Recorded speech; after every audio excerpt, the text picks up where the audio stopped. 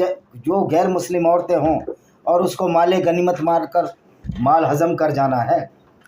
क्या ये पूरी दुनिया के लिए शर्म का विषय नहीं होना चाहिए कि एक व्यक्ति जिसने पूरी ज़िंदगी काफ़िले लूटे, जो सिर्फ औरतों को लूटने और माल लूटने के लिए गया, उस प्यारे पैगंबर नबी की सच्चाई बताने में उनके शान में गुस्ताखी कहाँ हो जाती है? अगर नबी की शान में गुस्ताखी होती है तो नबी के कर्मों से होती है, उनके उन विचारों से होती है जो विचार उन्होंने अरबियों पर थोपे और उन सीधे साधे अरबियों को बहला फुसला कर उनको एक अपराध की दुनिया में मोड़ दिया। मदीना में और मक्का में लोग रह रहे थे, अच्छे भले रह रहे थे, सब शांति थी, सुख था। पैगान्स बहुदेववादी भी थे, मूर्ति पूजक भी थे और अन्य धर्मों को मानने, विचारधाराओं को मानने वाले लोग थे। कहीं कोई झगड़ा नहीं था। लेकिन जैसे ही मोहम्मद साहब ने 610 में इस्लाम को लॉन्च किया, एक अनगाइडेड मिसाइल की तरह, हाँ मैं इसको अनगाइडेड मिसाइल इसलिए कह रहा हूँ कि इसका जो कंट्रोलर था मोहम्मद साहब, वो कोई अच्छे विचार के कंट्रोलर नहीं थे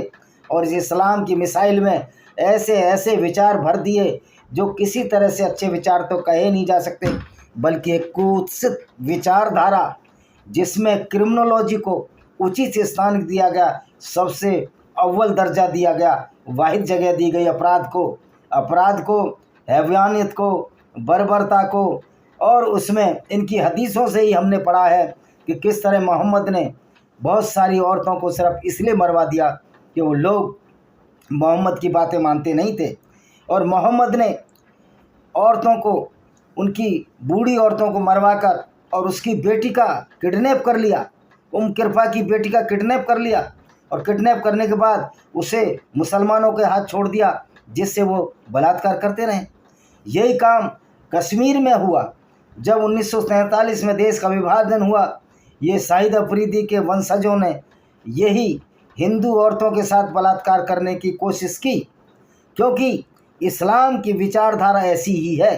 अब पाकिस्तान की सारी टीम, जिसमें कि बहुत बड़े बड़े मौलाना बन गए हैं, तो मैं उन मौलानाओं से पूछना चाहता हूँ, देखिए इनका ब्रेन वॉश कैसा है। वकार यूनुस बोलता है भारत से ये पाकिस्तान क्रिकेट में हारा, इसका उसको बहुत बड़ा गम नहीं है, बल्कि ये दुख है, बल्कि ये खुशी है कि रिजवान जहीर ने लाखों लोगों के साथ काफिरों के सामने नमाज़ पढ़ी। भाई